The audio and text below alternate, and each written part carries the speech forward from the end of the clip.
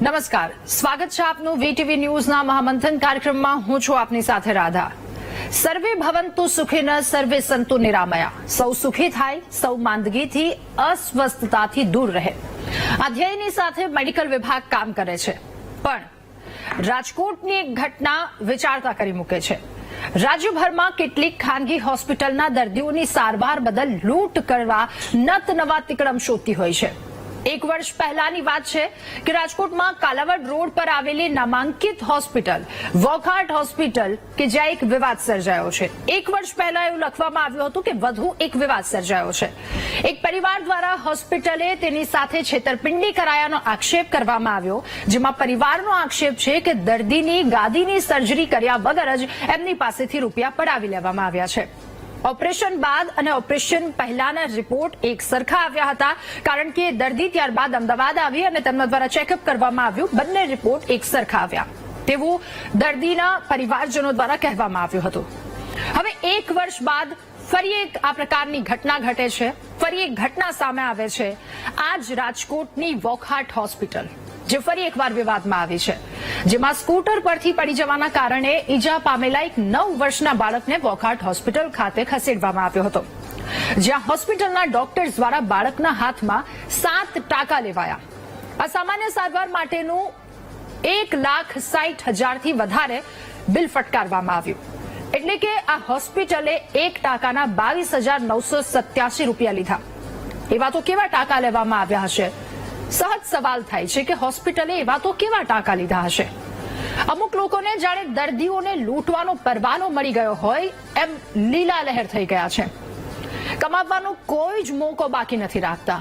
એ corona સમયે તમામ લોકોની હાલત કેવી હતી, માનસિક પરિસ્થિતિ કેવી હતી, એમાં પણ લોકોને અમુક હોસ્પિટલે નથી છોડ્યા. કોરોનામાં દર્દીઓની લાચારીનો લાભ ઉઠાવવામાં કેટલીક હોસ્પિટલ શરમાઈ નથી, પાછળ પગ નથી કર્યો. કોરોના વખતે પણ રાજકોટની જ નીલકંઠ હોસ્પિટલ, જ્યાં માત્ર ટેસ્ટના 1 લાખથી 4 લાખ સુધીનું બિલ ફટકારવામાં આવ્યું. આ બધી વાત ત્યારે સામે આવી જ્યારે જિલ્લા કલેક્ટરે સરપ્રાઇઝ ચેકિંગ માટે આદેશ આપ્યા અને ટીમ ત્યાં પહોંચી અને લૂંટ આચરવામાં આવતી હતી. એ બધી જ વાતો ત્યારે બહાર આવે છે. અને ત્યારે આજ મહામંથનમાં ચર્ચા કરવી છે કે સેવાની જગ્યાએ કમાણીનું સાધન કેમ બની રહી છે ખાનગી હોસ્પિટલ. સવાલ એ પણ કરવો છે કે કેટલાક ડોક્ટર માટે દર્દીના જીવ કરતા પણ રૂપિયા કેમ વધારે મહત્વના થઈ જાય છે? દર્દી આવે એટલે એની ચીરફાડ કરી જ નાખો. આ માનસિકતા ક્યારે બદલાશે? ઇન્સ્યોરન્સ અને આયુષ્માન કાર્ડના નામે ખિસ્સા ભરવાનો સિલસિલો આખરે ક્યાં સુધી ચાલતો રહેશે? અને મુખ્ય સવાલ કે ખાનગી હોસ્પિટલના સારવારના નામે ઘાની દવા ક્યારે આપવામાં આવશે? આ તમામ સવાલોના જવાબ મેળવવાનો પ્રયત્ન કરીશું આજના મહામંથનમાં.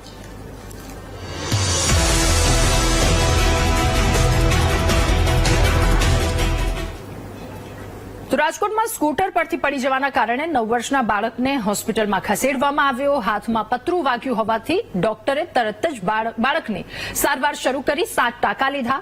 24 કલાક એડમિટ થવા માટે કહ્યું અને હા પાડી. આ દરમિયાન કેશલેસ સારવાર હોવા છતાં 10,000 રોકડા વસૂલાયા હતા, જેમાંથી 1400 ને રિફંડ આપવામાં આવ્યું. છેલ્લે 1,60,000 થી વધારેનું બિલ પકડાવી દેવામાં આવ્યું. ત્યારે સવાલ થયો કે આટલી સારવાર માટે આટલું મોટું બિલ કેમ અપાયું? હોસ્પિટલના સ્ટાફે આ અંગે સંતોષકારક જવાબ ન આપતા કાયદેસરની કાર્યવાહી કરવા બાળકના દાદાએ તૈયારી બતાવી. મહત્વનું છે કે સામાન્ય સારવાર માટે હોસ્પિટલે દર્દીના પરિવારજનોને 1 લાખથી વધારેનું બિલ ફટકાર્યું, જેને લઈ રોષે ભરાયેલા બાળકના દાદાએ આ હોસ્પિટલની સામે ગંભીર આક્ષેપ કર્યા છે. શું આક્ષેપ તેમના એ સાંભળી લઈએ.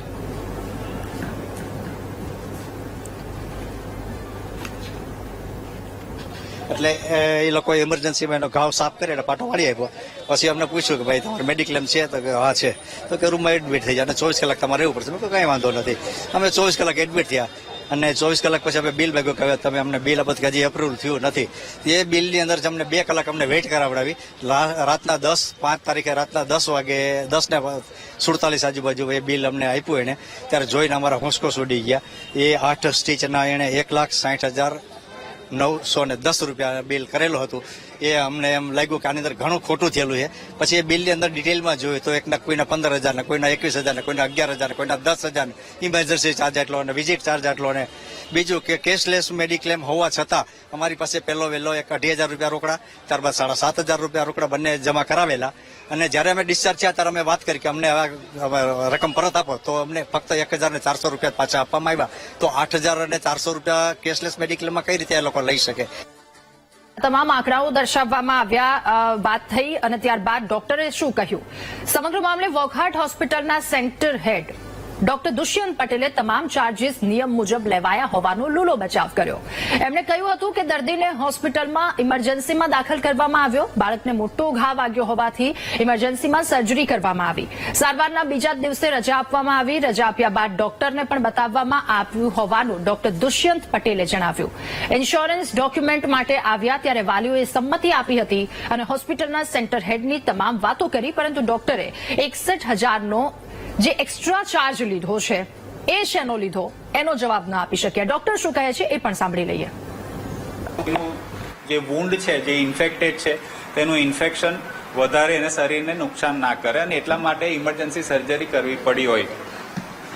આફ્ટર કન્સેન્ટ, ડિટેલ આપણી સંમતિ લીધા પછી, સંમતિમાં પ્રોસિજર સંમતિ પણ આવી જાય અને એસ્ટિમેશન સંમતિ પણ આવી જાય. ડિટેલ બિલિંગ સંમતિ પછી આપણે એને સર્જરીમાં લીધું છે, ઇમરજન્સી સર્જરીમાં. અને પેશન્ટની સર્જરી સારી રીતે પતી. રાત્રે એમને રૂમમાં શિફ્ટ કર્યા. બીજે દિવસે રાત્રે એમને આપણે ડિસ્ચાર્જ કરી શક્યા. આ પૂરી કાર્યવાહી એકદમ સ્મૂથલી સારી રીતે પતી છે અને નેક્સ્ટ ડે એમને સાંજે લેટ ઇવનિંગ ડિસ્ચાર્જ કરી શક્યા. અને 8 તારીખે પાછા એવો ફોલોઅપમાં આવેલા હતા. જ્યારે ફોલોઅપ એટલે કે ઓપરેશન થયા અને ડિસ્ચાર્જ થયા પછી આપણે એમને પાછા બોલાવતા હોઈએ ડ્રેસિંગ કન્ડિશન જોવા માટે. ડોક્ટરે એ ડ્રેસિંગ કન્ડિશન વગેરે ડિટેલ એક્ઝામિન કરી અને એ પ્રમાણે એમના પ્રમાણે વુન્ડ ચોખ્ખું છે અને હિલિંગ સારું ચાલી રહ્યું છે. મતલબમાં ઓપરેશનનું જે અગત્યનું આપણું કામ હતું તે પૂરું થયું અને હવે પેશન્ટ રિકવરી ફેઝમાં છે. તો બંને પક્ષની પ્રતિક્રિયાઓ સાંભળી લીધી. શું કહેવામાં આવ્યું? જો કે ડોક્ટરે તમામ ચાર્જીસ તો ગણાવી દીધા, પરંતુ 61,000 ચાર્જ જે તેમના દ્વારા લેવામાં આવ્યો છે એ શેનો લેવામાં આવ્યો એનો ગોળ ગોળ તેમના દ્વારા જવાબ આપવામાં આવ્યો, ન સમજાવી શક્યા. મહામંથન શરૂ કરીશું. આપણી સાથે ગેસ્ટ પેનલમાં જે ડોક્ટર કમલેશ રાજગોર, નેતા ભાજપ જોડાયા છે, નેતા કોંગ્રેસ ડોક્ટર નિકુલ પટેલ આપણી સાથે જોડાયા છે, doctor Bipin Patel joint secretary છે એએમએના, તેઓ પણ આપણી સાથે જોડાયા છે, જગદીશ પટેલ દર્દીના દાદા રાજકોટથી આપણી સાથે જોડાયા છે અને ડોક્ટર મિતાલી વસાવડા ગાયનેકોલોજીસ્ટ આપણી સાથે જોડાયા છે. આપ સૌનું સ્વાગત છે મહામંથનમાં. શરૂઆત મારે જગદીશભાઈ આપનાથી કરવી છે. શું સમગ્ર ઘટના શું આપવીતી? ડોક્ટર દ્વારા શું કહેવામાં આવ્યું? નમસ્કાર જી, મારું નામ જગદીશભાઈ. 4 તારીખના રોજ મારો પૌત્ર અને એમના મમ્મી બંને જે એક્ટિવા લઈને જતા હતા, તો ત્યારે કાલાવડ રોડ અને અમીન માર્ગ બંનેની વચ્ચે. હલો, હા હા હા જગદીશભાઈ. હલો, જી, આપનો અવાજ આવી રહ્યો છે, આપ જણાવો. ઓકે. કાલાવડ રોડ અને અમીન માર્ગની વચ્ચે એક સ્કૂટર સ્લીપ થઈ ગયું. ત્યારે મારો પૌત્ર હેનિલ એ સ્કૂટર પરથી નીચે પાછળથી પટકાઈ ગયો. તો એનો હાથ, જમણો હાથ સાયલેન્સર પાસે પતરું હતું એની અંદર ફસાઈ ગયો હતો. એટલે ખેંચી કાઢવા ગયો હાથ, તો ત્યારે એની અંદર હાથની અંદર કાપો પડી ગયો.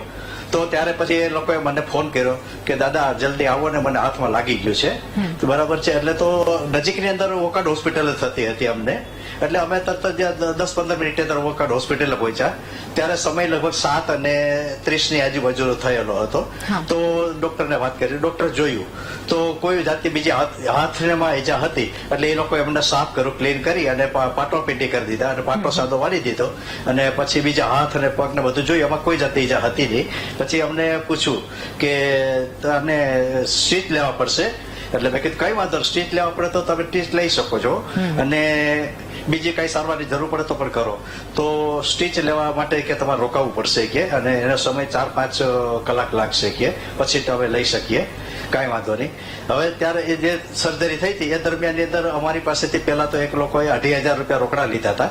અને ત્યારબાદ ફરી વખત જયારે રોકાવાનું થયું સ્ટીચ લેવા માટે, તો કે હજી તમે બીજા 7,500 રૂપિયા ભરો. અમે 7,500 રૂપિયા બીજા પણ અમે ભર્યા. અને પછી અમને ત્યાં રૂમની અંદર, શેરિંગ રૂમની અંદર એડમિટ કર્યા. અને પછી લગભગ 10 વાગ્યા પછી એ લોકો ત્યાં ઓટી ની અંદર લઈ ગયા અને એને સ્ટીચ લીધી. અને પછી પાછા અમારા બેડની અંદર મૂકી ગયા. બરાબર છે. તો અમે સવારે તો બાળક હરતો ને ફરતો જતો, એને કોઈ જાતની કમ્પ્લેન હતી જ નહીં કે મને દુખાવો થાય છે કે મને ક્યાંય દુખે છે.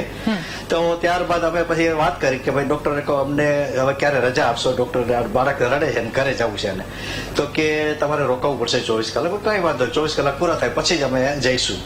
તો 24 કલાક પૂરા થવાની તૈયારી હતી ત્યારે એ લોકોએ કીધું કે હજી હવે કઈ એપ્રુવલ આવી નથી. અમે એમને કીધું કે બિલ આપો અમને, તો હજી એપ્રુવલ આવ્યું નથી કે. તો પછી કે કઈ વાંધો, તો અડધી કલાક પછી આવજો કે. તમે કલાક પછી પાછા ગયા તો હજી એપ્રુવલ આવ્યું નતું. રાતના 10 અને 5 તારીખના રાતના 10 અને 30-40 મિનિટ થઈ છે, છતાં પણ કઈ પણ આવ્યું નહીં. પછી કીધું કે અત્યારે એપ્રુવલ આવી ગયું છે અને હવે તમને અમે છૂટા કરીએ છીએ. તો ત્યારે જ અમને એ લોકોએ બિલ આપ્યું. તો એ બિલની અંદર 1,60,910 રૂપિયા બિલ લગાડેલું હતું. અને બીજું કે આ લોકો બિલની અંદર બીજું અમે 4 તારીખે એડમિટ થયેલા હતા. તો 4 તારીખે સવારનો પણ ચાર્જ આ લોકોએ ડોક્ટરની વિઝિટનો લગાડેલો હતો અને ECG નો ચાર્જ પણ 4 તારીખનો લગાડેલો હતો સવારનો. અમે તો સાંજના 4 તારીખે બપોર એડ થયેલા છીએ. બરાબર. હલો. હલો. ઓકે ઠીક છે. બરાબર. પછી અમે લોકો તો બિલ લઈ એટલે ઘરે વહી આવ્યા. અમને ખબર નહોતી કઈ. પછી ઘરે જોયું તો બહુ મોટા બિલ હતા. ડોક્ટર નો 61,000. એની પાસે અમારી પાસે બિલના બધા પ્રૂફ છે, ફિગરો લખેલા છે. એટલે જગદીશભાઈ તમે જે બિલની વાત કરો છો એ બિલને લઈને તમે ડોક્ટરને કીધું કે આટલું મોટું બિલ, ત્યારે એમના દ્વારા શું કહેવામાં આવ્યું એ ટૂંકમાં જણાવશો. આજની તારીખમાં સવારની અંદર જ બિલની રજૂઆત બધા પ્રેસ મીડિયા વાળા ગયા હતા.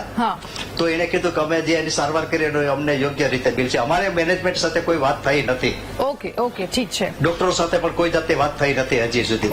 ઓકે અમે ડિસ્ચાર્જ થયા પછી. આ તમામ વાત મેં અને ડિસ્ચાર્જ થયા ત્યાં પછી અમારી પાસે જે પહેલા 10,000 ભરાયા હતા ને એમાંથી અમને 1,400 ફક્ત પાછા આપ્યા. 8,600 રૂપિયા એ લોકો શેનો ચાર્જ લીધો એ પણ અમને ખબર નથી. અમારો મેડિક્લેમ હતો, કેશલેસ હતો. તો આની અંદર 8,600 કઈ રીતે અમારી પાસેથી વસૂલ કરે એ પણ એક વારો સવાલ છે એમને. અને બીજું કે 8% સર્જરીની અંદર 1,60,000 રૂપિયાનું જે બિલ આપે એમાં પણ અમને શંકા છે કે આવડું મોટું બિલ કદાચ હોઈ ન શકે. ઓકે. આ બધી વાત ડિટેલમાં એટલા માટે પૂછી કારણ કે આજે ગેસ્ટ પેનલમાં આપણી સાથે જેટલા પણ જોડાયા છે બધા ડોક્ટર છે, શ્રેષ્ઠીઓ આપણી સાથે જોડાયા છે. એટલા મુદ્દાને સમજવામાં આપણે વધારે સારી રીતે આગળ વધી શકીશું. શરૂઆત ડોક્ટર મિતાલી આપનાથી કરવી છે. આપને આ મુદ્દાને જોઈને શું લાગી રહ્યું છે? 60%ના 1,60,000 બિલ આવે ખરા?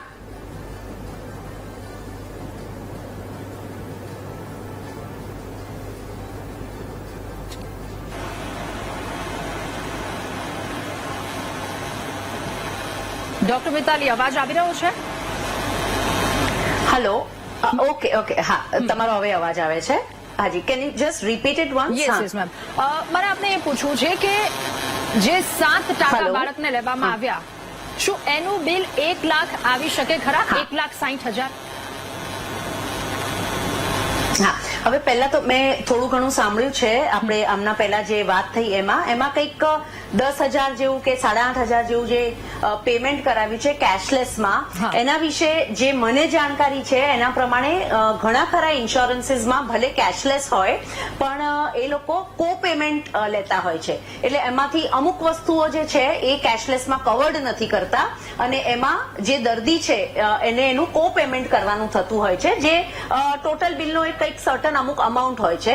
અમુક કન્ઝ્યુમેબલ્સ છે, અમુક વસ્તુઓ છે જે એમાં કવર્ડ નથી હોતી. હવે એ વસ્તુ પણ કેવી છે કે ઓબ્વિયસલી જે ઇન્સ્યોરન્સ એજન્ટ છે અને હોસ્પિટલ છે એની વચ્ચે આ ડિસાઇડેડ જ હોય છે અને એ આપણે કન્ઝ્યુમર કોર્ટમાં કે એ રીતે પણ લઈ જઈ શકીએ જો એમાં આપણને કોઈ ડાઉટ થતો હોય તો.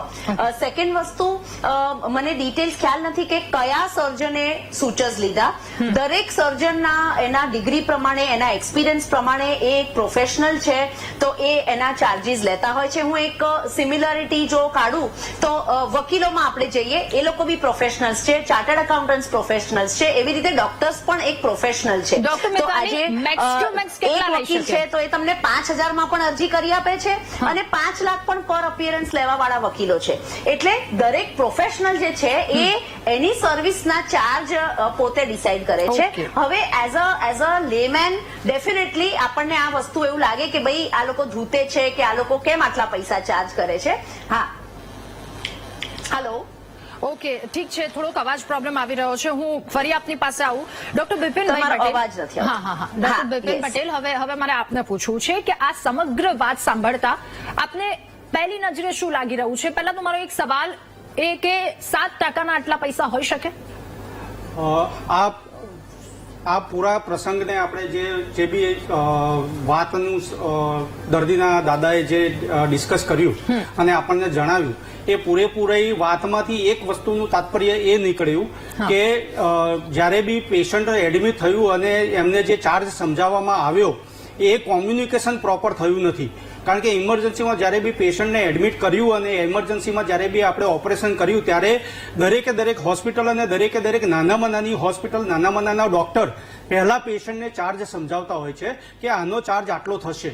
અને એ ઓપરેશન થયા પછી પેશન્ટ ડિસ્ચાર્જ થયું અને પેશન્ટ ડિસ્ચાર્જ થયા પછી બીજા દિવસે એમણે બિલમાં જોયું અને એમને બિલ વધારે લાગ્યું છે.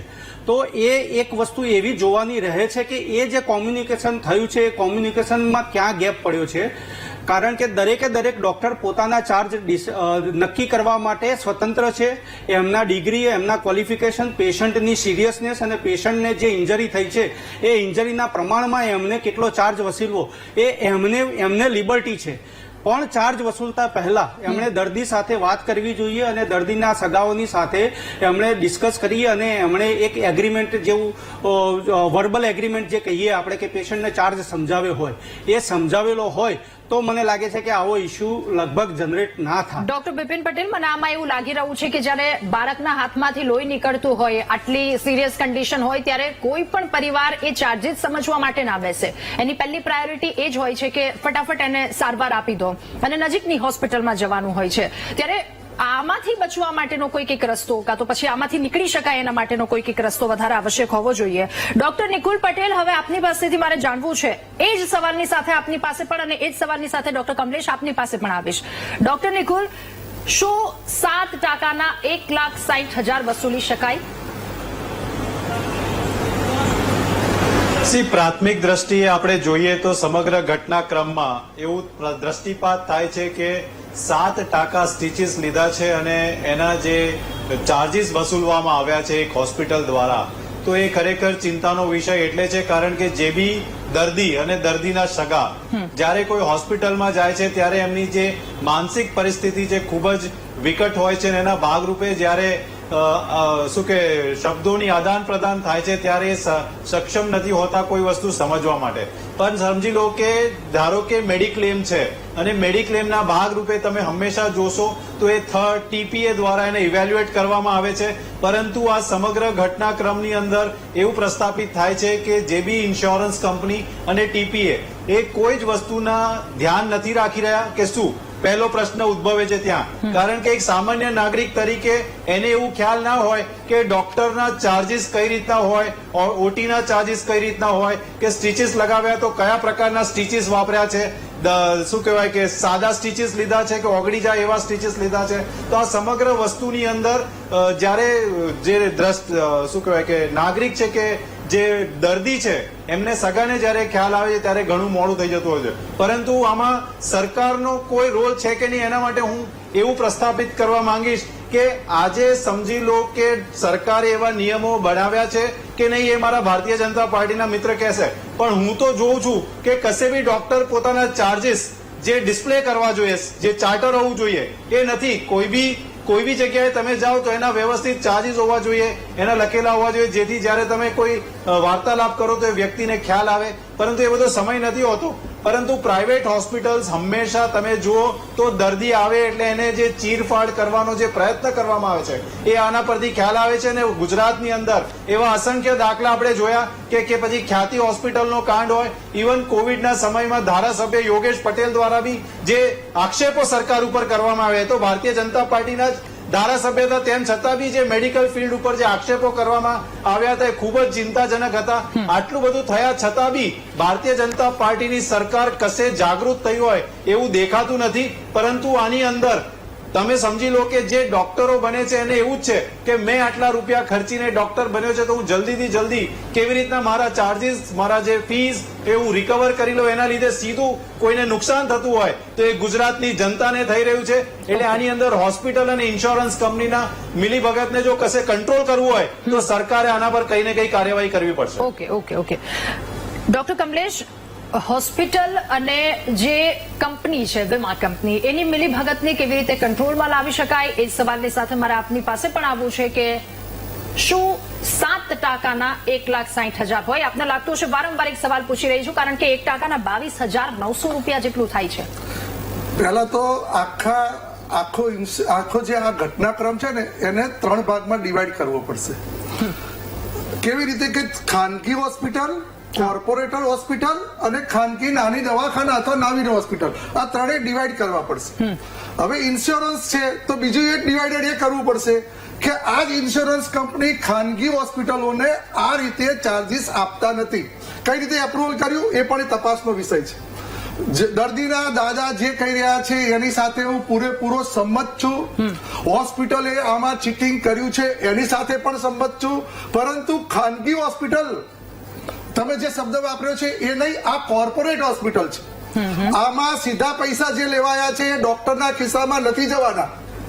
આ ડોક્ટરને માત્ર આવી કોર્પોરેટ હોસ્પિટલો ટાઈઅપ રાખે છે. કોઈ પણ હોસ્પિટલ આવે છે એના પ્લાસ્ટિક સર્જન જેવા મોટા નિષ્ણાત હોય, સુપર સ્પેશિયાલિસ્ટ હોય તો પણ એમને અમુક પ્રકારનો જ એમને જે શેર હોય છે આપી દે છે.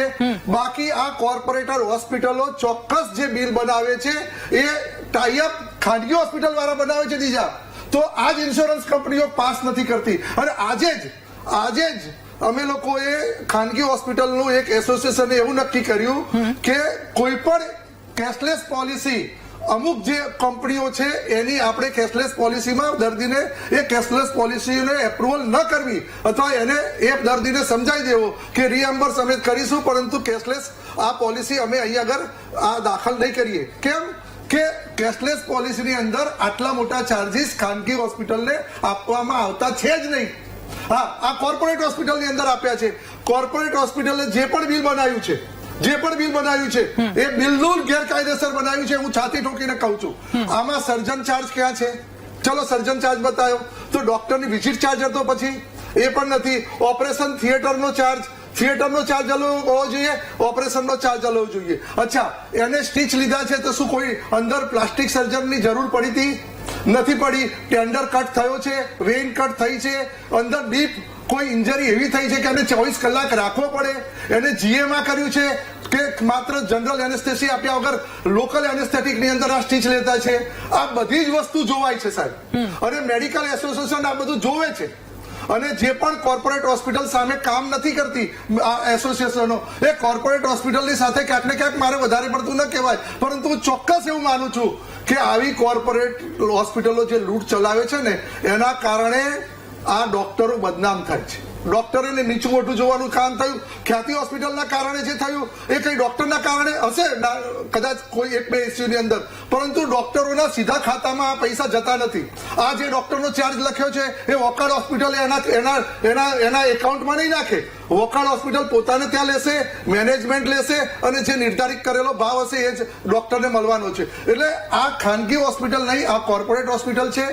આપણે પણ એવું વિચારવું જોઈએ, કોઈ પણ પેશન્ટ, કોઈ પણ દર્દી હોય, પહેલાના જમાનામાં શું ફેમિલી ડોક્ટર હતા, ફેમિલી ફિઝિશિયન હતા. એટલે કોઈ પણ ડોક્ટર કોઈ પણ પેશન્ટને કંઈક નાનું થાય તો ફેમિલી ફિઝિશિયન જોડે જાય અને પછી રિફર કરે તો એ સર્જન જોડે જાય અથવા તો એવું થાય. હવે એવું થતું નથી. ઇમરજન્સીમાં ક્યાંક ને ક્યાંક કોઈ આવા કોર્પોરેટ હોસ્પિટલમાં જતા રહ્યા તો કોર્પોરેટ હોસ્પિટલના આવા કૌભાંડોના કારણે અત્યારે સામાન્ય ડોક્ટર પણ પરેશાન થઈ રહ્યો છે. અને એના કારણે જ આજે આયુષ્માન કાર્ડ ભારત સરકાર લાયા તો એમાં સૌથી પહેલા આદરણીય નરેન્દ્રભાઈએ જયારે આ યોજના મૂકીને ત્યારે કીધું હતું કે લોકોને આમ મોટી મોટી હોસ્પિટલો જોવે ને એટલે મોહ થાય કે આપણે આવી હોસ્પિટલમાં જઈને આપણી ટ્રીટમેન્ટ કરાવીએ, અને ન થાય એટલે સ્વાભાવિક છે કે ગરીબ દર્દી હોય અથવા તો મધ્યમ વર્ગનો દર્દી હોય એ પીસાતો હોય કે ભાઈ આવી હોસ્પિટલમાં આપણને જવા તો મળતું નથી, એટલે આયુષ્માન કાર્ડ લાયા. અને ત્યારે એ આદરણીય નરેન્દ્રભાઈએ કીધેલું કે નામ મોટું થયું તો પેલા કબીરના દુહા જેવું, નામ મોટું થયું તો શું એમાં કઈ ચિંતા એ આપણે એની ભરમાઈ જવાની જરૂર નથી. કેમ કે મોટામાં મોટું ખજૂરનું પેડ હોય ખજૂરનું ઝાડ હોય તો પણ એ છાયો આપતું નથી અને એ ફળ પણ એટલું આપતું નથી કે તમે એને પહોંચી શકો. એટલે આવી કોર્પોરેટરોના નામ બળે અને એના દર્શન ખોટા, દૂરથી દુગડા દરિયામણા હોય છે. ચોક્કસ આ તપાસનો વિષય છે. જગદીશભાઈ, મારો તમે પર્સનલ સંપર્ક કરજો. હું ચોક્કસ આ હોસ્પિટલની સામે, જગદીશભાઈ તો જે કરવું હોય કરશે. જે ઇન્સ્યોરન્સ કંપની આને પાસ કર્યો છે, અમને નાની નાની હોસ્પિટલમાં ઇન્સ્યોરન્સ કંપની પૈસા જ નથી આપતી. બિપિનભાઈ ખબર છે સાહેબ, તમે એક નાનો રિપોર્ટ કર્યો હોય અને 2000 રિપોર્ટને બદલે 6000 લીધા હોય તો શું ઇન્સ્યોરન્સ કંપની તમને આપે છે? નહીં આપે. તો ઇન્સ્યોરન્સ કંપની ત્યાં નથી આપતી તો આ કોર્પોરેટ હોસ્પિટલને કેવી રીતે પૈસા આપ્યા, કેવી રીતે આ લૂંટ ચલાવી? તો આ પણ એક તપાસનો વિષય છે. એટલે હું ચોક્કસ માનું છું કે આદરણીય પ્રધાનમંત્રીએ જે નાના લોકો, મધ્યમ વર્ગના લોકોના માટે જે પણ સહાયની કામ કરી હતી, કોર્પોરેટર હોસ્પિટલો એનો લાભ ઉઠાવી રહ્યા છે. ખાનગી હોસ્પિટલ નથી અને ખાનગી હોસ્પિટલની સાથે સાથે ડોક્ટર પણ બદનામ થાય છે, એ પણ ધ્યાન રાખવું જોઈએ. એટલે ડોક્ટર, ખાનગી હોસ્પિટલ અને કોર્પોરેટ હોસ્પિટલ 3 ભાગમાં ડિવાઈડ કરીને આખો આ ઘટનાક્રમ જોવો જોઈએ. બિલકુલ કમલેશભાઈ, આપની વાત 100% સાચી અને હું સહેમત પણ છું. જગદીશભાઈ, આપની પાસે માત્ર એક જ મિનિટમાં આવું છું, પણ કોર્પોરેટ હોસ્પિટલ કઈ, ખાનગી હોસ્પિટલ કઈ, ઇમરજન્સી વખતે વ્યક્તિ એ તો નથી જોવા જવાનો ને કે આ કઈ હોસ્પિટલના હું દાદરા ચડું છું, કારણ કે એની પહેલી પ્રાયોરિટી, પહેલી પ્રાથમિકતા તો એ જ છે કે મારા ઘરનું વ્યક્તિ જે આવી રીતે હેરાન થાય છે એ સાજું થાય. જગદીશભાઈ, આપ શું કહો છો? પેલું એ છે કે જયારે અકસ્માત થયો હોય તો ત્યારે પેલું પ્રાધાન્ય જે નજીક સારવાર જે મળતી હોય ને એનો કોઈ પણ વ્યક્તિ ગુસ્સો થઈ છે. અને અમે જે એડમિટ થયા હતા ને ત્યારે અમને કોઈ જાતનો ચાર્જીસ સમજાવવામાં આવ્યો જ નથી. એ લોકો જે ગલ્લા તલ્લા કરતા હતા એ ખોટી જ વાત હતી બધી સદંતર. અને આની અંદર અમને ચોક્કસ છે કે જે મેડિક્લેમ વાળા જે વીમા કંપની છે એ અને હોસ્પિટલ મેનેજમેન્ટ, હું ડોક્ટરનો કોઈ વાંક દેતો નથી કેમ કે એની અંદર હોતા નથી રોલમાં. આ લોકો બિલ બનાવવામાં જે મેનેજમેન્ટ હોય છે એ અને જે મેડિક્લેમ વાળા ટીપી એ એવું કઈક શબ્દ વાપરતા હતા. એ લોકો એ વારંવાર અમારે ત્યાં એની પાસે અમારે જવું પડતું હતું, પણ એ લોકો અમને પૂરો જવાબ આપતા નહોતા કે અમને કે એપ્રુવલ થયું નથી કે આવી વાતો કરતા હતા. અને બીજું કે કેશલેસ મેડિક્લેમ હોવા છતાંય અમને જે 10,000 રૂપિયા અમારી પાસેથી જે કેશ લીધા હતા તો અમે ડિસ્ચાર્જ થયા ત્યાં પછી ત્યારે અમને તો એ આપવા જોઈએ કે નહીં, એ પણ સવાલ છે. બીજું કે દર્દી જયારે એડમિટ થયો એ પહેલા સવારનો ચાર્જ શા માટે લગાડ્યો છે, એ કઈ રીતે લાગી શકે? બિલકુલ બિલકુલ. એટલે 4 તારીખે અમે હોસ્પિટલની અંદર, હાલો જી જગદીશ, હાલો, 4 તારીખે અમે સાંજના 7:30 એડમિટ થયા હતા. તો 4 તારીખનો સવારનો 10:47 1400 વિઝિટ ચાર્જ કઈ રીતે લાગી શકે? એમાં મેનેજમેન્ટ એનેસ્થેસિયા આપ્યું હતું, લોકલ આપ્યું હતું કે જનરલ બેરું કર્યું હતું, આખા પેશન્ટ બેભાન કર્યો હતો કે ખાલી લોકલ એનેસ્થેસિયા આપ્યું હતું, ત્યાં બેરું કરીને ટાંકા લીધા હતા? હાથ પૂરતો એ મેડિકલ ક્ષેત્રના આપણે જાણકાર ન હોઈએ. હું એમના દાદા થઉં છું, અમને બધાને બહાર બેસાડવામાં આવ્યા હતા. એ લોકો અંદર ઓટીની અંદર હતા. ત્યાં શું પ્રક્રિયા થઈ? ઓકે જગદીશભાઈ, ઓપરેશન નોટ સાથે જેટલા પણ ડોક્યુમેન્ટ્સ, કાગળ છે, બધું જ તમે કમલેશભાઈને મોકલજો. આમાં ખરાઈ શું છે, સાચું શું છે, એના અંત સુધી આપણે જવાનો પ્રયત્ન કરીશું. આવી રીતે લૂંટ નહીં મચાવી શકે. મારી પાસે એમના, હું તબીબી ક્ષેત્રની અંદર હું કોઈ બધી વસ્તુનો જાણકાર નથી, પણ આના જે નિષ્ણાત હશે ને એને જે મારું બિલ આપ્યું છે ને હું એમને સમજાવીશ અને મને એ પ્રશ્ન કરશે, હું એનો ચોક્કસ જવાબ આપીશ. બિલકુલ બિલકુલ. ડોક્ટર કમલેશ, આપ જે પૂછી રહ્યા છો એમાં છે ને આ તમામ વસ્તુ છે. ડોક્ટર હાર્દિક ધમસાણિયા, જેને ફી લીધી છે 61,120 રૂપિયા, સર્જરી ચાર્જ લીધો છે 21,400, ડોક્ટર ભાવિક ભુવાનો ચાર્જ છે 11,000, પછી એસોસિએશન કો સર્જન જે બોલાવવામાં આવ્યા છે એનો ચાર્જ 15,000, ઇમરજન્સી સર્જરીનો ચાર્જ 3,210, ઇમરજન્સી સર્જન ચાર્જ 9,168, એનેસ્થેસિયા ફી ઇમરજન્સીમાં લીધી છે 1,650 અને ઇમરજન્સી એસોસિએશન સર્જન ચાર્જ 2,250 અને ફાર્મસી ચાર્જ લીધો છે 3,044. જી ડોક્ટર. ચોક્કસ મને એવું લાગી રહ્યું છે કે આ જે સર્જરી થઈ છે એ જનરલ એટલે જીએ એટલે શોર્ટ જીએ પણ નથી આપ્યું આમાં, અને લોકલ એનેસ્થેસિયા હાજર હશે ડોક્ટર અને એને જ આપેલું છે. અને લોકલ એનેસ્થેસિયાની અંદર આ તો ઓપીડી બેઝ પર થાય એવી ટ્રીટમેન્ટ છે. માત્ર ટાંકા લઈને જો આ જગદીશભાઈ કોઈ બીજા ડોક્ટરને ત્યાં ગયા હોત તો સામાન્ય એને એક ટાંકા લઈને મોકલી શકે. હા, ઇન્ફેક્શન પેલા સાહેબે કીધું કે ઇન્ફેક્શન થઈ જાય તો એ પણ એ બી સામાન્ય ડોક્ટર, સામાન્ય જનરલ સર્જન હોય અથવા તો નાનો કોઈ પ્લાસ્ટિક સર્જન કોઈ ત્યાં આજુબાજુ હોય તો એ પણ જોતો હોય છે, સારી રીતે સ્ટીચ લેતા હોય છે. અને એ સ્ટીચમાં મેં જે ફોટો જોયો છે એ ફોટો બી મને એવું લાગે છે કે એ સ્ટીચના આટલા બધા ભાવ ના હોય. ડોક્ટરનો ચાર્જ હોય તો ડોક્ટરનો વિઝિટનો ચાર્જ હોય, Okay. ડોક્ટરનો ચાર્જની સાથે એનો સર્જનનો ચાર્જ હોય તો સર્જનનો ચાર્જ બી પરફેક્ટ હોય, ઓપરેશન થિયેટરનો ચાર્જ અલગ હોવો જોઈએ, એનેસ્થેસિયાનો ચાર્જ અલગ હોવો જોઈએ. અને ધારો કે MLC થઈ હોય, મેડિકો લીગલ કેસ હોય તો એનો પણ ચાર્જ હોય. બાકી જે રીતે બિલ બનાવ્યું છે એ ઓથેન્ટિક બિલ નથી, છતાં ઇન્સ્યોરન્સ કંપનીએ કેવી રીતે પાસ કર્યું એ પણ આપણે તપાસ બિલકુલ. એ કરવી સવાલ છે. જગદીશભાઈ, મારે તમને એ પૂછવું છે કે આટલા બધા સર્જન આવ્યા છે, જેનો ચાર્જ વસૂલાયો છે, આ બધા અલગ અલગ ડોક્ટર આવતા હશે દિવસ દરમિયાન, એ શું ચેકઅપ કરતા હતા ત્યાં આવીને? એમના દ્વારા કોઈ ખાસ ધ્યાન રાખવામાં આવ્યું કે ખાલી જનરલી એવું થતું હોય છે કેમ છો કેમ નહીં પૂછીને જતા એ લોકો હોય? આવે ને હાઈ હલો કરે, કેમ છો એમ કરીને વયા જાય છે. અમારી કોઈ કમ્પ્લેન નહોતી કે મારા પેશન્ટે કઈ કમ્પ્લેન કરી કે મને પેઇન થાય છે તો તમે ડોક્ટરને વિઝિટ કરાવો. હા. એમને એ લોકો મોકલતા હતા કે જેટલા આવે એટલા બધાનો ચાર્જ ચડે એટલા માટે. Okay doctor Hello. નિકુલ, હા ઓકે, ઠીક છે. ડોક્ટર નિકુલ, આપે સાંભળ્યું એવી રીતે દર્દીના દાદા પાસેથી કે જે બીજા સર્જન આવતા હતા, હાઈ હેલોના ચાર્જ એમણે વસૂલ્યા છે 15,000, 11,000, 9,000, 2,250. સાચી વાત છે. ડોક્ટર ફ્રેટર્નિટીને શરમાવે એવી આ ઘટના છે, કારણ કે પૈસા કમાવી લેવાના હેતુસર જે રીતના આ પૈસા વસૂલવામાં આવી રહ્યા છે તો એ ખૂબ જ દુઃખદ ઘટના છે. હવે આની અંદર આપણે જોઈએ તો જે રીતના ગુજરાતના હેલ્થ વ્યવસ્થા છે એને સુઘડ કરવાનો સમય આવી ગયો છે. અને હું તો કહું સરકારને કે તમે પ્રાઇવેટ જેવા હોસ્પિટલ્સ દરેક શહેરોની અંદર સજ્જ કરો, જેથી શું કહેવાય કે જે સામાન્ય નાગરિકને આવી જે ઘટનાથી ભોગવવું પડે છે કદાચ ના થાય. કારણ કે પ્રાઇવેટ હોસ્પિટલમાં જ્યારે કોઈ અંદર જાય છે તો આપણે હંમેશા જોઈએ છે કે જે દર્દી હોય છે કે દર્દીના સગા હોય છે એમને હંમેશા આવું થશે તેવું થશે, આ થઈ રહ્યું છે તે થઈ રહ્યું છે, અને એમને ક્લિયર પિક્ચર્સ આપવામાં નથી આવતા અને બધી જગ્યાએ સહી લઈ લેવામાં આવે છે. જે સહી લેવાના લીધે ઘણીવાર દર્દી અને દર્દીના સગાના હાથ બંધાઈ જતા હોય છે અને એનો ભોગ સીધે ને સીધો જોઈએ તો ગુજરાતનો દર્દી કાં તો ગુજરાતની જનતા બની રહી છે. કોઈ બી ચાર્જીસ હોય એના ક્લેરિટી, એના પ્રિસ્ક્રિપ્શન, એના ચાર્જીસના ડિસ્પ્લે એ બધું જ હોવું જરૂરી છે.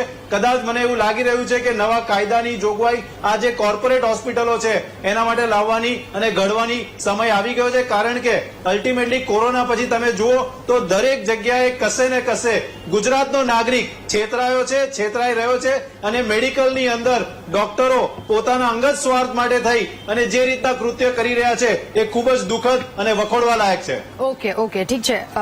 જી મેડમ, આમાં એક વસ્તુ એ બી પણ હોવી જોઈએ કે કઈ મેડિકલ ઇન્સ્યોરન્સ કંપની હતી. આ જગદીશભાઈ, તમે કઈ ઇન્સ્યોરન્સ કંપનીમાં મેડિકલ વીમો લીધો હતો? એ કંપનીનું નામ આપને ખ્યાલ છે? ઓરિએન્ટલ. એટલે ગવર્મેન્ટ કંપની ટાઈઅપ હશે તો પછી આટલા બધા ચાર્જ એ લોકોએ એપ્રુવલ કરી લીધા? આટલા બધા ચાર્જ એ લોકોએ એપ્રુવલ કરીને હોસ્પિટલને આપી દીધા? હા, બરાબર. એ અમને કોઈ જાતની જાણકારી હતી નહીં. હોસ્પિટલ મેનેજમેન્ટ અને TPA એ લોકોને ખબર હતી, અમને કોઈ ખબર નહોતી. નહીં, ચોક્કસ. સમ ઇન્સ્યોરન્સ કેટલા લાખનો હતો? કેટલી તમારી ઇન્સ્યોરન્સ કેટલી કિંમત? અમારી લિમિટ લગભગ 5 લાખ ઉપરનો ક્લેમ છે. નાના ઇન્સ્યોરન્સ ની અંદર 1,66,000 તો જતા રહ્યા. હવે પછી પાછળથી કોઈ મોટી ઇન્જરી થાય અથવા મોટું કંઈક થાય તો તમારી જોડે એ પેશન્ટને બચાવવા માટેના પૈસા જ ના રહે. એટલે ચોક્કસ આમાં બહુ જ મોટો ગોટાળો થયો હશે અને આ તપાસનો વિષય છે.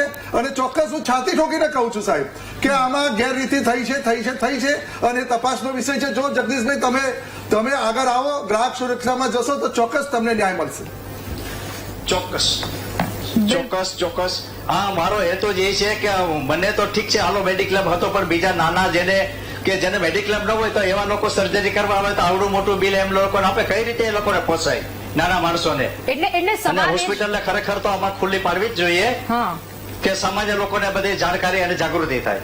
આ તો સારું છે કે કોઈ મૃત વ્યક્તિ આવી ગયું હોય અને તમે ત્યાં રાખી દો તો એની ચીરફાડ કરી નાખે, એને મૂકે એમ નથી આવી હોસ્પિટલ. કારણ કે કોરોના વખતે જે આખો એક કિસ્સો સામે આવ્યો હતો રાજકોટની નીલકંઠ હોસ્પિટલ, હું વારંવાર એટલા માટે કહી રહી છું કારણ કે કોરોનામાં જેણે પોતાના ઘરનું એક વ્યક્તિ ગુમાવ્યું હશે ને એ વ્યક્તિને ખબર હશે કે ઘરમાં જો બીજા વ્યક્તિને કોરોના થયો હોય તો એની સારવાર કેટલી વધારે ઇમ્પોર્ટન્ટ છે, એની સારવાર પહેલા કરાવવી કેટલી વધારે મહત્વની છે. ન્યાય 1 થી 4 લાખના બિલ લઈ લીધા અને એ પણ સામાન્ય લેબ ટેસ્ટના તમે આટલા બધા બિલ લઈ લીધા. કલેક્ટર કહે છે ત્યારબાદ આ ભાંડો ફૂટે છે. કેટલી શરમજનક વાત. તમે લોકોને મજબૂરીનો ફાયદો ઉઠાવો છો. તમે એકવાર પ્રામાણિકતા, એકવાર અંદર જાતને નથી જોતા કે તમે કોની પાસેથી કેવા પૈસા વસૂલો છો. તમે મોંઘી ઇક્વિપમેન્ટ્સ લીધી છે, મોટી બિલ્ડિંગો બનાવી દીધી છે 7-7, 8-8 માળની, તો એની જવાબદારી સામાન્ય જનતાની નથી કે પૈસા તમારા વીમાના, એ પૈસા તમારા ઇક્વિપમેન્ટના લોકો ભરે. હા, એવી સારવાર આપવાની હોય છે એટલી મોંઘી તો તમે લો, વાંધો નહીં, તમારા નિયમો પ્રમાણે લો. આડેધડ શા માટે લૂંટ કરવા માંડો છો તમે આવી રીતે? ડોક્ટર મિતાલી, ફરી એકવાર આપની પાસે આપને પૂછવું છે કે જે અલગ અલગ સર્જન બોલાવવામાં આવે છે, કેવી પરિસ્થિતિ હોય જ્યારે એક વ્યક્તિની, એ દર્દીની, ત્યારે સર્જન અલગ અલગ બોલાવવામાં આવે? શું આ જે કેસ છે એમાં આટલા બધા સર્જન બોલાવવામાં આવ્યા છે, શું જરૂર હતી ખરેખર? હવે તમે જે મને બિલનો બ્રેકઅપ જે મેં સાંભળ્યો છે તો એમાં 2-4 વસ્તુઓ છે જે કન્ફ્યુઝિંગ છે. ફોર એક્ઝામ્પલ, આમાં સર્જનના ચાર્જીસ આઈ થિંક જે ફર્સ્ટ છે 61,000 જેવું એ સર્જન ચાર્જીસ છે. પછી બીજા જે નીચેના ચાર્જીસ છે, મને એવું લાગે છે કે એમાંથી એકાદ જે ચાર્જ છે એનેસ્થેટિસ્ટ સાહેબના પણ ચાર્જીસ હશે. અને નોર્મલી આ ટાંકા આપણે લોકલ આપીને લેતા હોઈએ છીએ, પણ જયારે નાનું બાળક હોય જે 5-7-10 વર્ષનું હોય, 12 વર્ષનું હોય, તો નોર્મલી એ ટાંકા લેવા માટે ઇવન લોકલ એનેસ્થેસિયામાં કોઓપરેટિવ નથી હોતા. એટલે એવા કેસીસમાં, અને બાળકને થોડું તો પણ એન્ઝાયટી હોય, પેઇન સેન્સેશન વધારે હોય, એ સ્થિર રહી ના શકે. મોસ્ટ આવા કેસીસમાં શોર્ટ જનરલ એનેસ્થેસિયા આપી અને પછી ટાંકા લેવામાં આવતું હોય છે, જે મને ખ્યાલ છે. પણ જ્યારે તમે નાના બાળક ઉપર એનેસ્થેસિયા આપો ત્યારે જે એનેસ્થેટિસ્ટ ડોક્ટર હોય એ પણ અમુક પ્રોપર ટાઈપના જોઈએ કે એ ઓવરડોઝ ના થઈ જાય, બધી રીતે બાળકને સેફ રાખે. બીજું, આપણે ટાંકા ગણીએ છીએ, મેં સાંભળ્યું કે આપે એવું કન્ક્લુઝન લીધું કે ભાઈ એક ટાંકાના 22,000, પણ હવે આમાંથી એ ટાંકા કેટલા ડીપ છે, આપણને ઉપરના ટાંકા દેખાતા હોય. જો આ સ્કિન ડીપ છે, મેં કારણ કે વૂન્ડ નથી જોયું, પેશન્ટનું મને ડિટેલ્સ જે તમે કીધી એ જ ખ્યાલ છે, તો એમાં જો બહુ ડીપ છે, અંદર કોઈ બ્લડ વેસલ્સ ને એ લોકોએ બંધ કરવા પડ્યા છે, કંઈક ઇન્ફેક્શન છે, ડિબ્રાઇડમેન્ટ કર્યું છે, એક્ઝેક્ટલી શું સિચ્યુએશન છે એ જાણ્યા વગર હું એવું બ્લેન્કેટ સ્ટેટમેન્ટ નહીં આપું કે ભાઈ પર ટાંકા 22,000 ફોર એક્ઝામ્પલ. ઓકે, મિતાલીબેન, આપણે સાંભળી લઈએ જગદીશભાઈ. શું હતું જ નહીં? હા હા હાલો, બ્લડ ચાલુ હતો તે સ્ટેટ સ્કેલ છે ને એને કાપો પડી ગયેલો હતો ને એટલો ઘા ઊંડો હતો જ નહીં, બિલકુલ નોર્મલ. જેને સર્જરીમાં માઇનોર કહી શકાય, ઈજા માઇનોર હતી, મેજર નહોતી. એટલે બ્લીડિંગ હતું જ નહીં બાળકને? નહીં, કાપો પડી ગયો, નસો કોઈ કપાણે જ નહોતી અને ઘા ઊંડો હતો જ નહીં. અને દર્દી બિલકુલ હાલતો ચાલતો અને સ્વસ્થ હતો, એને કોઈ તકલીફ નહોતી. કરે. હવે છે ને, એટલે આમાં એક બીજો પ્રશ્ન એ આવે કે ઇન્ડિકેશન ઓફ ધ સર્જરી. હવે આજે તમે સિઝેરિયન સેક્શન લઈ લો કે તમે કાર્ડિયાક સર્જરીઝ લઈ લો, આમાં બીજો મુદ્દો એ આવે છે કે ઇન્ડિકેશન ઓફ સર્જરી જો નથી અને અનઇન્ડિકેટેડ સર્જરી કરી છે તો યસ, આ મેડિકો લીગલ માલ પ્રેક્ટિસના તરફ પણ જાય છે. એટલે સૌથી પહેલા તો આપણે એ પછી જાણવાની જરૂરત પડે કે ભાઈ આ ખરેખર સર્જરીની જરૂરત હતી તો કેટલી સિવિયરિટીની આ ઈજા હતી અને કઈ રીતનું એનું એ હતું. જો સિવિયર ઇન્જરી છે, એનું વૂન્ડનું કેટેગરાઇઝેશન અમુક ટાઈપમાં આવે છે, તો પછી ડેફિનેટલી એમાં તમારે અમુક એડવાન્સ સર્જન્સ, એડવાન્સ એનેસ્થેટિસ્ટની જરૂર પડે. ઓપરેશન થિયેટરમાં જો લઈ ગયા છે તો મોસ્ટ હોસ્પિટલ્સમાં ઓપરેશન થિયેટરને યુઝ કરવાના પણ ચાર્જીસ હોય છે, એમાં જે ઇન્સ્ટ્રુમેન્ટ્સ વપરાય છે એ સ્ટેરાઇલ અને ઓટોક્લેવ્ડ હોય છે, તો ઘણીવાર એ CSST કાં તો સેન્ટ્રલ સ્ટરાઇઝ સપ્લાઈઝના પણ ચાર્જીસ હોય છે. બીજું એક જે આ બિલમાં તમે મેન્શન નથી કર્યું કે કદાચ તમને એ ઇન્ફોર્મેશન નહીં હોય એ છે, જો એ 24 કલાક ત્યાં રોકાયા છે તો આમાં ખાલી સર્જન ચાર્જીસ ને એ બધું જ કેમ છે, આમાં રૂમના કોઈ ચાર્જીસ નું મેન્શન નથી. એટલે જો એક દિવસનો સ્ટે છે તો આમાં કશે ને કશે જે પણ રૂમની કેટેગરીમાં એ રહ્યા હોય તો કેટેગરી પ્રમાણે રૂમના ચાર્જીસ હોય, નર્સિંગ ચાર્જીસ આવે કે જે સિસ્ટરો સ્ટાફ આવીને વાઇટલ્સ ને પેશન્ટને મોનિટરિંગ કરે, તો આમાં કશે નર્સિંગ ચાર્જીસ પણ મેં જોયા નથી. એના સિવાય જે બીજા ઓપરેશન થિયેટરમાં જો લઈ ગયા હોય ને ત્યાં કોઈ દવાઓ વપરાઈ હોય તો એનું પણ કોઈ મેન્શન નથી. વિગો મૂકી હોય, આઈવી લાઈન લીધી હોય તો એના પણ સેપરેટલી ચાર્જીસ મેન્શન હોય. અચ્છા, ઓપરેશન કરતા પહેલા નોર્મલી લેબોરેટરી ટેસ્ટ કરાવવા પડે, લોહીની તપાસો કરાવવી પડે, તો પ્રી ઓપ જે લેબ ચાર્જીસ છે એનું મેન્શન નથી. ફિઝિશિયનની ફિટનેસ લીધા વગર નોર્મલી કોઈ પણ પ્રકારનું જનરલ એનેસ્થેસિયા ના અપાય, તો એ જો ફિઝિશિયનની ફિટનેસ લીધી હતી નથી લીધી તો આ ચાર્જીસમાંથી ફિઝિશિયનના ફિટનેસના ચાર્જીસ કયા છે, આ બધું જ જ્યાં સુધી ના ખ્યાલ આવે it is very difficult to give a blanket statement કે ભાઈ આ રાઈટ છે રોંગ, પણ ડેફિનેટલી આનું બ્રેકઅપ પ્રોપરલી આવવું જ જોઈએ. અને આના સિવાય I think associations A call લેવો જરૂરી છે. અમારા ત્યાં ગાયનેક એસોસિએશનના મિનિમમ ચાર્જીસ અને એક રીતે મેક્સિમમ ચાર્જીસ ફિક્સ છે અને એમાં 10-20-25% ફેરફાર ઇન્ડિવિજ્યુઅલ ડોક્ટર્સ પ્રમાણે હોઈ શકે છે, પણ એક બેસિક તમારું આઈડિયા આવી જાય. અને દરેક બિલ્સ જે છે એનું બ્રેકઅપ આ રીતે જ આવે છે. નર્સિંગ ચાર્જ છે, તમારે CSST OT ચાર્જ છે, એ રીતે આવવું જોઈએ. જી જી, એટલે આપણે વાત એ જ કરી રહ્યા છીએ. આપે જેવી રીતે જણાવ્યું એસોસિએશન દ્વારા એક તમે રકમ ફિક્સ કરો કે આટલી લેવામાં આવશે. અધધ કોઈની પાસે પણ લેવામાં આવે તો ત્યાં તો ચોક્કસથી સવાલ ઉઠે જ છે.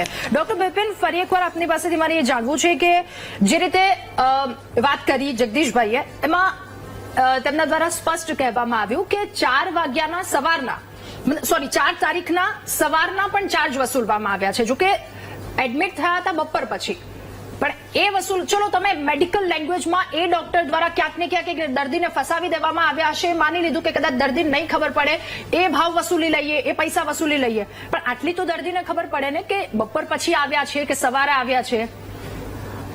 મને લાગે છે કે જે ચાર્જ 1,96,000 નામનો જે આંકડો છે એ આંકડો ખરેખર મોટો છે. કોઈ પણ દર્દી માટે આટલો મોટો આંકડો સાંભળવો પહેલા ધડાકે એ એક એમને ચિંતાતુર કરી દે એવો છે. માટે આ જે આંકડો જ્યારે બી કોઈ બી હોસ્પિટલે અથવા તો કોઈ બી સર્વિસ પ્રોવાઈડરે જ્યારે આ ચાર્જીસ વસૂલવા માટેની તૈયારી કરી હોય ત્યારે એમણે દર્દી સાથે પ્રોપર બેસીને એમને કાઉન્સેલ કરવા પડે, 1 to 1 આઈટમ સમજાવવી પડે કે આ ઇમરજન્સી અમારો ચાર્જ છે, અમારા ડોક્ટર આટલા ચાર્જ લેશે, અમારો પોતાનો ઓટીનો ચાર્જ આટલો છે, અમારી મેડિસિનનો ચાર્જ આટલો છે. ઇમરજન્સીમાં માની લો કે સારવાર આપીએ ને એટલો ટાઈમ નહોતો તો એ પછી તરત જ પોસ્ટ ઓપરેટિવ પીરિયડમાં બી દર્દી અને દર્દીના સગાને કાઉન્સેલ કરવા પડે. 100% જગદીશભાઈને આટલો મોટો આંકડો જોઈને એમને લાગ્યું હશે કે આ કેમ આટલો બધો ચાર્જ લગાડ્યો છે. સાથે સાથે જે વધારાનો ચાર્જ 5,000 10,000 રૂપિયા જે એમણે એક્સ્ટ્રા પે કર્યા છે એ બી મને લાગે છે મેડિકલ ઇન્સ્યોરન્સ કંપનીઓ જે જયારે વીમો લેવા માટે આવે છે અને ત્યારે પેશન્ટ અથવા તો સગાઓને સમજાવતી નથી કે તમારે કો પેમેન્ટમાં પેમેન્ટ કરવું પડશે, અને એના લીધે થઈને આ બધી વસ્તુઓ થાય છે. ખાલી અને ખાલી ડોક્ટરને કહેવું કે ડોક્ટરે વધારે ચાર્જ લીધા છે એ મને લાગે છે થોડું વધારે પડતું થઈ જશે. 100% બધા જ ડોક્ટરો ચાર્જ પ્રોફેશનલ સર્વિસીસ પ્રમાણે લેતા ના હોય એવું બી બને. 2-4 કેરીઓ ખરાબ એવી બી હોય કે જેમાં એ લોકો થોડુંક રિલેક્સેશન ક્યાંક લેતા હોય, પણ હોસ્પિટલ અને આવડી મોટી સંસ્થાઓ છે અથવા તો જે બી સર્વિસ પ્રોવાઈડરો છે એમણે ચોક્કસથી ધ્યાન રાખવું જોઈએ કે એ કઈ બી વસ્તુનો ચાર્જ લે એના પહેલા ભલે ને મેડિક્લેમ કેશલેસ હોય તો શું થઈ ગયું, એમને પાછળથી બીજા 3 લાખ રૂપિયાનો જ હવે એમની જોડે કેશલેસ વધ્યો તો શું પાછળ એમને કઈ થશે તો એમની માટે કોણ જવાબદાર? માટે થઈને ઇન્સ્યોરન્સ કંપની, સર્વિસ પ્રોવાઈડર અને બધા લોકોએ ભેગા થઈને પેશન્ટને સારી રીતે ઇન્ફોર્મ્ડ કન્સેન્ટ લીધા પછી ચાર્જ વસૂલવો જોઈએ એવું મેડિકલ ઇથિક્સ બી કહે છે. બિલકુલ સાચી વાત છે. જગદીશભાઈ, આપને પૂછવું છે હવે બાળકની તબિયત કેમ છે? ધારકની તબિયત પહેલેથી સારી હતી, ફક્ત એ તો ગભરાઈ ગયેલો હતો લાગ્યો એટલે, બાકી એ બિલકુલ હાલતો ચાલતો હતો. એને અત્યારે કોઈ જાતે હાથમાં પગમાં કે બીજી ક્યાંય ઈજા નહોતી. ફક્ત જે જગ્યા કાપવો પડ્યો તો એ સિવાય કોઈ જાતની તકલીફ નહોતી એને.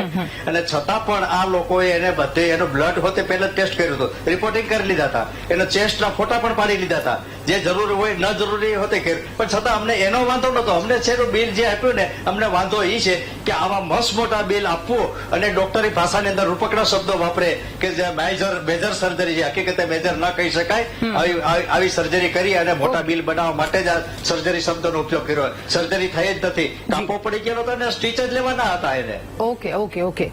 એટલે હાલ એક સારી વાત તો એ કે બાળકની તબિયત હાલ ઠીક છે, પૈસા છે, આ બધું જે લેવામાં આવ્યું છે એને સારી લઈને એકદમ બિલકુલ છે, સ્કૂલે જાય છે, બિલકુલ, એટલે સ્કૂલે પણ જાય છે અત્યારે. એને તો અંત સુધી આપણે જોઈ લેશું. એ તમામ વાતો એક તપાસનો વિષય બને છે, પરંતુ તમામ ડોક્ટરને અપીલ છે, તમે અમારા માટે ભગવાન હતા, ભગવાન છો, ભગવાન રહેવાના છો. બે ચાર આવા ડોક્ટર સામે આવે છે, પ્લીઝ બીજા બધાનું નામ ખરાબ ન કરો અને અમારો જે વિશ્વાસ છે, ભગવાન છો તમે, એ વિશ્વાસ મહેરબાની કરીને કાયમ રહેવા દેજો. આવી એક બે કરતૂતના કારણે બધાનું નામ ખરાબ કરો છો. મહામંથનમાં ચર્ચા યથાવત રાખીશું. હાલ રોકાઈ એક નાનકડા બ્રેક માટે.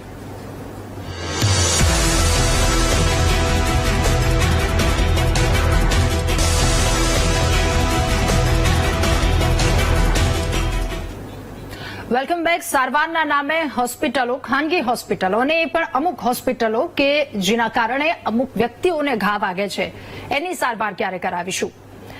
આ સવાલ પર ચર્ચા કરી રહ્યા છે.